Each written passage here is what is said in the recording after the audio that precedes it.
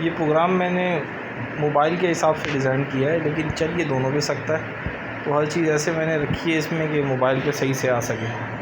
देखिए, अगर आपने कोई भी डॉक्यूमेंट बनाना है, जैसे कि सेल इनवॉइस बनानी है, आपने माल बेचा है, तो आप ये लेफ़्ट टॉप पे 3 लाइन्स आ रही हैं, इस पर क्लिक करेंगे, मेन्यू आ जाएगा। सेल्स में जाएंगे और सेल इनवॉइस, ये आपके पास आ जाएगी सारी लिस्ट सेल्स इनवॉइस की।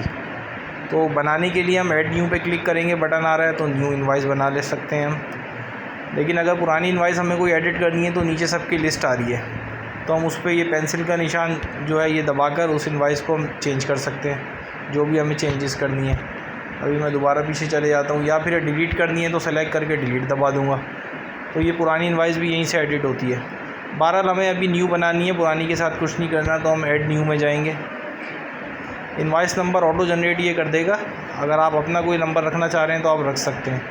आपको जो ज़रूरी है रखना वो ये है कस्टमर, ये आप सेलेक्ट करेंगे। जैसे ही सेलेक्ट करेंगे नीचे बैलेंस आ जाएगा, और डेट आप सेलेक्ट करेंगे और यहाँ आइटम ऐड करवाएंगे।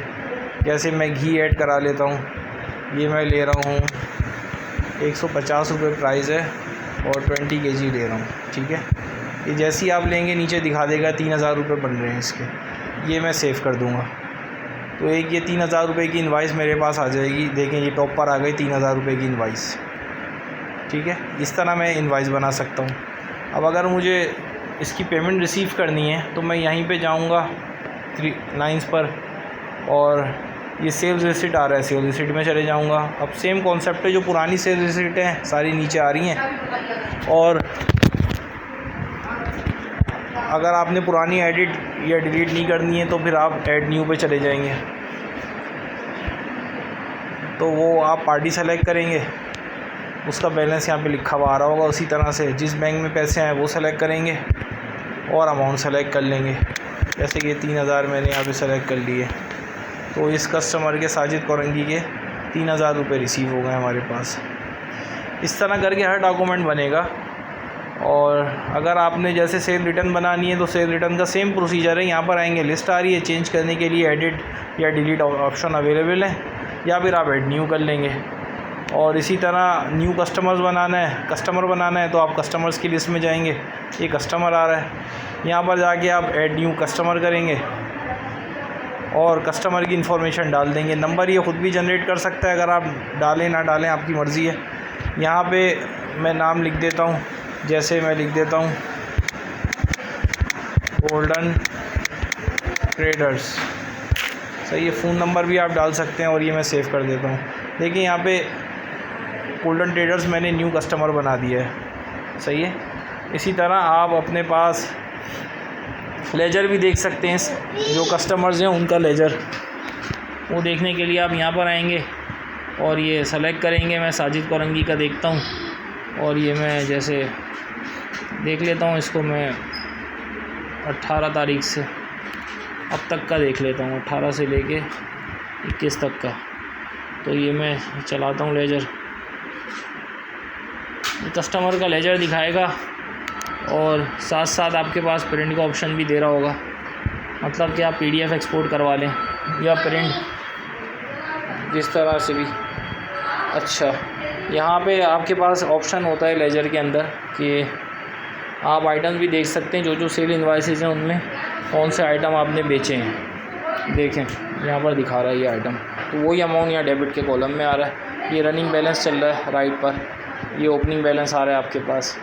अब आपने अगर इसका PDF चाहिए या प्रिंट निकालना है तो आप यहाँ पे क्लिक करेंगे और प्रिंट का बटन दबा देंगे, तो इसका प्रिंट आ जाएगा। लेकिन अगर आपने इनवॉइस के ऊपर आइटम की डिटेल भी चाहिए तो फिर यहाँ क्लिक करेंगे आप, और फिर ये प्रिंट का बटन दबा देंगे, तो आपके पास ये देखें ये आ गया, स्टेटमेंट आ गया, सही है। ये PDF आ रहा है, या आप PDF पे क्लिक करेंगे तो आपको PDF मिल जाएगी इसकी।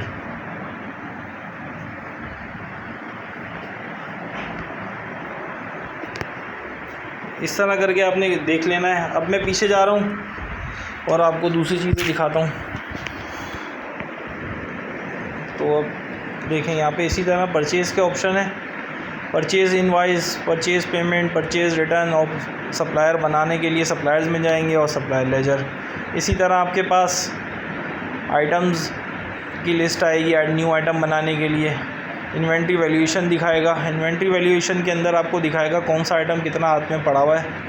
देखें ये घी जो है 880 kg है, एवरेज कॉस्ट 100 रुपये है। ये लास्ट टाइम इसकी अपडेट हुई है इस टाइम पे कोई इसको ख़रीदा होगा हमने कहीं तो ये अपडेट हुई है कॉस्ट। और वैल्यू इसकी इस एवरेज कॉस्ट के हिसाब से ये बनती है। ये प्राइस के हिसाब से नहीं दिखा रहा है, ये वेटेड एवरेज कॉस्ट के हिसाब से दिखा रहा है।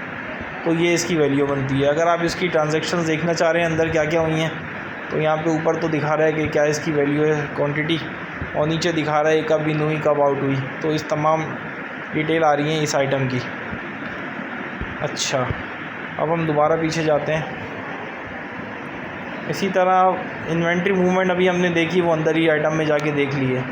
अब ये अदर्स के अंदर जो चीज़ें हैं ये आप अगर अकाउंटेंट हैं तो आप बेहतर तौर पे ये समझ सकेंगे। कुछ एडवांस चीज़ें हैं इसके अंदर, जैसे अकाउंटिंग एंट्रीज़ आ रही हैं और ट्रायल बैलेंस आ रहा है, तो अभी हम इसमें नहीं जाते हैं। इसके अंदर जो आपने इस्तेमाल करनी होंगी चीज़ें, एक तो बैंक बनाना होगा आपने, अगर बैंक की ज़रूरत है तो यहाँ बैंक आप बना सकते हैं, न्यू बैंक आप क्रिएट कर सकते हैं।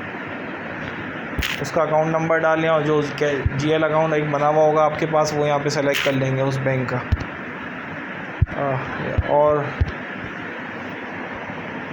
और आप इस्तेमाल करेंगे बैंक पेमेंट्स। बैंक पेमेंट्स आप ये तमाम वो पेमेंट्स हैं जो कस्टमर के अलावा जो सप्लायर को पेमेंट करने के अलावा आप जो पेमेंट कर रहे होते हैं वो सारी पेमेंट यहाँ से रिकॉर्ड होंगी।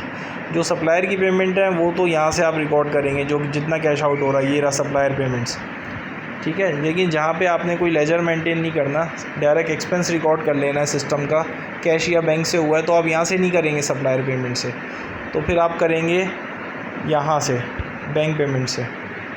यहाँ पर आएंगे, अभी कोई बनी भी नहीं है ट्रांजैक्शन इसलिए नो डाटा दिखा रहा है। आप न्यू पेमेंट रिकॉर्ड करेंगे, यहाँ पे बैंक सेलेक्ट करेंगे जैसे कैश से आपने दिया है, और आप जो एक्सपेंस आप कर रहे हैं वो आप एक्सपेंस यहाँ से सेलेक्ट कर सकते हैं। जैसे इलेक्ट्रिसिटी का बिल है और ये 10,000 रुपये का है, ये हमने सेलेक्ट कर लिया तो 10,000 की एंट्री ये रिकॉर्ड कर देगा। ये हमारे पास रिकॉर्ड हो गए, देखें यहाँ पर आ गई बैंक के अंदर। तो सारे ख़र्चे आप यहाँ से रिकॉर्ड करेंगे। इसी तरह बैंक रिसिट्स हैं, ये वो पैसे हैं जो कस्टमर ने आपको नहीं दिए हैं और कहीं से आपके पास आए हैं, तो ये उनकी नीचे लिस्ट आ रही है। ये लिस्ट इस तरह दिखा रहा है, मैं उसी तरह इसको कर दूंगा जैसे पिछले में आ रहा था, लेकिन ये भी लिस्ट है। और इसको फिर आप ऐड न्यू में जाएंगे, न्यू का रिसिट बनाने के लिए। कहीं और से पैसे आपके पास आए, आपने स्क्रैप बेचा है या किसी एम्प्लॉई ने कैश में आपको लोन रिफ़ंड किया है, तो आप यहाँ से उसको रिकॉर्ड कर सकते हैं। जहाँ जिस बैंक में पैसे आ रहे हैं वो सेलेक्ट करेंगे, और रेफरेंस में आप चेक नंबर, अगर चेक आ रहा है तो आप यहाँ पे चेक नंबर डाल सकते हैं। और फिर उसका जो लोन वगैरह आपके पास है, जैसे एडवांस टू एम्प्लॉई लोन अगर इसमें रिकॉर्ड हम कर रहे हैं तो लोन आप यहाँ रिकॉर्ड कर लेंगे इसका। तो इस तरह से आपने एक बैंक रिसिट बना ली। ये वो पैसे आए जो कस्टमर ने नहीं दिए। जो कस्टमर पैसे देगा वो आप यहाँ से रिकॉर्ड नहीं करेंगे, वो तो आप अपने वही मेन्यू में जाकर वहाँ पे सेल्स के मेन्यू में जाके सेल्स रिसिट से आप रिकॉर्ड करेंगे। यहाँ पर जाके ये यहाँ से सेल रिसिट से इसको रिकॉर्ड किया जाता है। बहरहाल और आपको जो करना था, और आपने बाकी अकाउंट्स की चीज़ें तो अकाउंट्स मैं अभी इसमें कवर नहीं कर रहा हूँ। ये बिज़नेस इन्फो यहाँ पर आप ऐड करा लें, तो ये बिज़नेस इन्फो वो है जो आपकी सेल इनवॉइस के ऊपर प्रिंट होगी। जो आप यहाँ लिख देंगे वही एड्रेस और बाकी चीज़ें आ रही होंगी। इस तरह से ये है, तो आप अभी इसको इतना चलाएं। इंशाल्लाह बाकी जो है अकाउंट्स वगैरह मैं अलग से फिर कवर कर दूँगा। शुक्रिया।